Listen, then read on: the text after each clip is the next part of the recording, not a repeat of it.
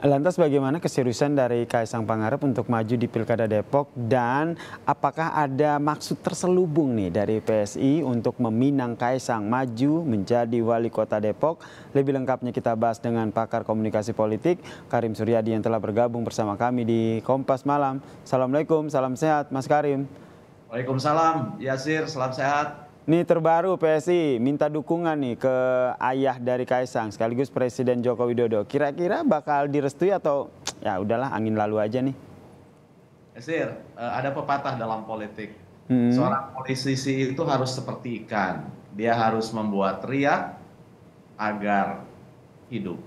Jadi menurut saya ya layaknya ikan, ini sebuah riak yang diciptakan agar ada gelombang, agar udara masuk.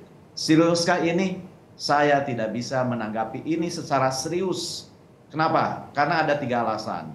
Ada 3 bekal yang harus dijawab oleh siapapun termasuk Kaisang ketika ia akan mengiyakan untuk dicalonkan dan maju sebagai wali kota Depok. Yang pertama, ia harus mampu membuat peta sosial, politik, ekonomi wilayah Depok. Dan saya yakin itu tidak ada dalam benak Kaisang. Sebab dia tidak pernah tinggal di Depok, dia bukan warga Depok, dia tidak mengalami, dengan kata lain, Depok bukan landscape-nya Kaisang. Depok bukan wilayahnya Kaisang. Wilayah Kaisang adalah di Solo. Yang kedua, seorang Arif mengatakan selain harus menggambarkan tentang peta sosial politik, ekonomi, budaya, wilayah kekuasaannya, seorang Arif bijaksana mengatakan seorang pemimpin harus berani menjawab pertanyaan. Apa yang akan dia bawa ke dalam jabatan yang akan diembannya. Yang dibawa ke sini adalah political deposit berupa pengalaman yang relevan dengan jabatannya. Silakan jawab oleh Kaisang. Apakah dia punya pengalaman jabatan yang relevan bagi tugasnya sebagai wali kota. Dan yang ketiga, apa yang dia cari dengan menduduki jabatan itu.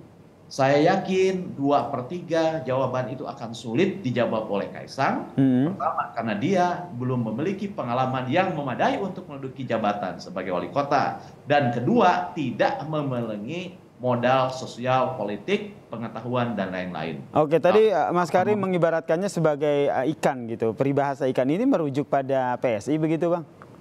Nah, siapa aja yang merasa gitu, yang merasa politisi, bisa PSI-nya, bisa Kaisangnya, bisa Erina, bisa siapa, bisa juga Gibran kan gitu ya. Sebab saya yakin apa yang dikatakan Gibran juga bersayap ya. Awalnya mengatakan setuju dengan PKS, tapi ujung-ujungnya saya kembalikan kepada rakyat untuk memilihnya kan gitu ya. Kan sebab biasanya kampanye itu kan tidak selalu dengan mengatakan ya, dan orang yang ingin itu tidak selalu mengatakan mau gitu ya. Apalagi dalam politik. Politiknya high contact lagi sesuai dengan budaya Indonesia. Seringkali apa yang dikatakan tidak seperti apa yang dimaui, dan seringkali apa yang mau tidak pernah dikatakan. Mas Karim, kita bahas satu-satu nih. Pertama dari PSI-nya dulu deh yang baru ngasih tahu ataupun ingin minta restu. Berarti ini hanya apa ya? Bisa saya katakan gimmick begitu dari PSI untuk mendapatkan perhatian seperti ibarat pepatah yang tadi Mas Karim sampaikan. Ya, saya melihatnya justru ini agak satir gitu ya. Dia itu kan akan melamar Kaisang. Mengapa harus meminta restu kepada presiden? Kalau bukan bapaknya, apa artinya? Ini menegaskan bahwa patronase politik di Indonesia itu makin kental, dan secara tidak sadar dia mengumumkan bahwa kekuatan politik Kaisang itu ada pada ayahnya, ada pada bapaknya. Andaikan Kaisang bukan putranya presiden, apakah PSI akan melamar? Dengan begitu, ini menegaskan bahwa dalam kerangka ini kekuatan atau modal PSI mencari perhatian terhadap Joko Widodo begitu ya, Mas? Ya, ada pada hubungan darahnya, dan demokrasi tidak sehat ketika mekanisme didasarkan atas pertalian darah. Sebab berkah demokrasi itu adalah jaminan kesamaan di dalam kesempatan gitu ya. Dan kalau jaminan kesamaan di dalam kesempatan itu disederhanakan menjadi hubungan darah, silsilah dan golongan darah, mati demokrasi kita. Oke, berarti ini terlebih kalau kita lihat PKS sendiri juga mengklaim bahwa usulan yang disampaikan oleh PSI ini karena memang PSI tidak punya tokoh begitu. Ya, sebagai partai baru, dia diisi oleh orang-orang muda, energik, pandai membuat manuver. Jadi sebenarnya menurut saya dari sisi teknik ini sangat kuat gitu ya. Hanya masalahnya kan politisi bukan hanya atau politik bukan hanya butuh teknik, tapi juga butuh etik, sekaligus juga tokoh yang menghidupkan teknik dan etik itu, gitu ya. Mas Karim, kalau kita lihat PSI ini sepertinya mencari perhatian dari Joko Widodo. Nah, menurut Anda sendiri nanti respon dari Joko Widodo sendiri seperti apa? Saya tidak tahu bagaimana Jokowi akan merespon ini. Tapi menurut saya ini sebuah berita yang kurang memberikan harapan bagi demokrasi, bagi merit system gitu ya. Karena kita ingin jaminan atas kesamaan di dalam kesempatan itu yang dikampanye oleh siapapun, bukan hanya dalam kasus ingin mencari perhatian dari publik, meningkatkan elektabilitas lah. Contohnya ini juga tidak akan sebenarnya elektabilitas itu kan syarat saja ya. Intinya adalah substansinya. Seperti yang kita tunggu-tunggu sekarang, misalnya siapa wapres, justru yang kita tunggu adalah soal kelayakan. Sebab politik tidak hanya didasarkan pada mau, tapi harus pada mampu gitu ya. Dan kemampuan itu harus mencuat dari pengalaman jabatan yang pernah diduduki. Itu yang secara teori disebut dengan political deposit.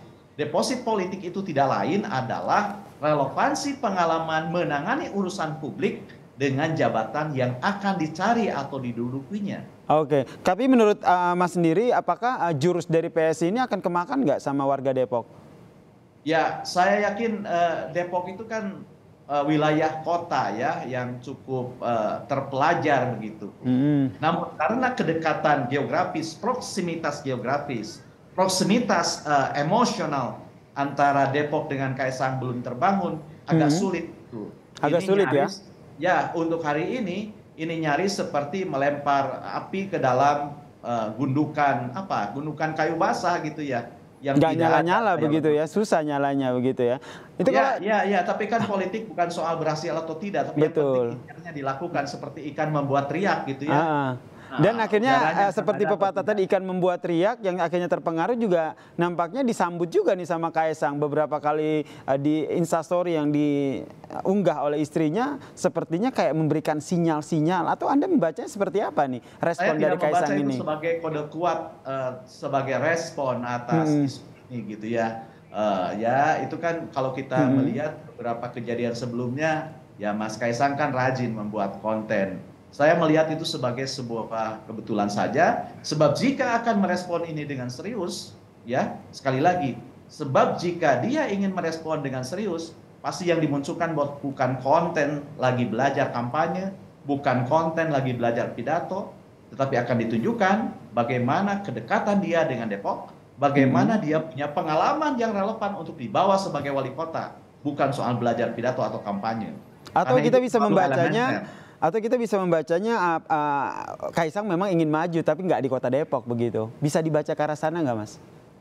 Bagi saya kriteria seorang pemimpin di mana saja sama. Dia harus bisa menggambarkan peta sosial politik, demografi, ekonomi, kemampuan daerahnya. Yang kedua memiliki wilayah pengalaman yang relevan dengan jabatan yang dikejarnya. Dan yang ketiga punya visi yang jelas tentang apa yang dia cari gitu ya.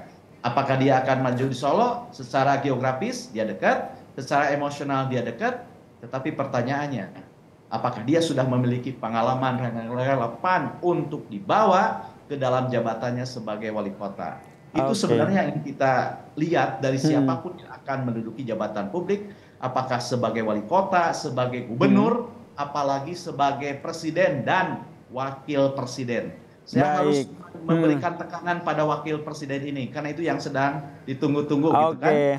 Karena yang ingin kita lihat, kompetensi yang dimajukan, merit system yang dimajukan, sebab kalau dimajukan itu semata-mata berdasarkan silsilah dan golongan darah, berkah demokrasi yang kita banggakan itu akan hilang gitu ya. Oke, yang jelas yang pertama kita nantikan dulu ya statement ataupun komentar langsung nih dari Kaisang Pangarep, apakah ini betul-betul yakin ditanggapi serius atau tidak ya. Terima kasih pakar komunikasi politik Mas Karim Suryadi telah bergabung bersama kami di Kompas Malam. Salam sehat.